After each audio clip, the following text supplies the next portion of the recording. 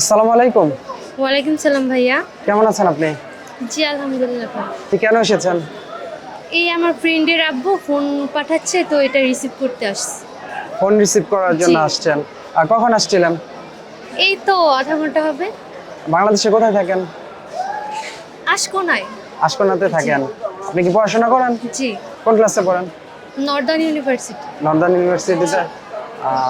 এই যে প্রবাস থেকে হচ্ছে আপনার জন্য ফোন পাঠাচ্ছে, কেমন লাগছে এটা?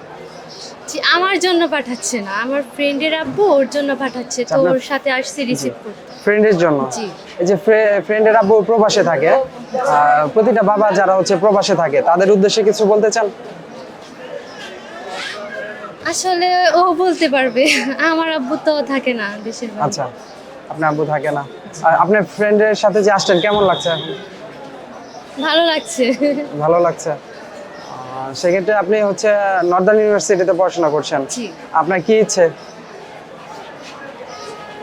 যেমন পড়াশোনা করে কি হতে চান? Cabin crew.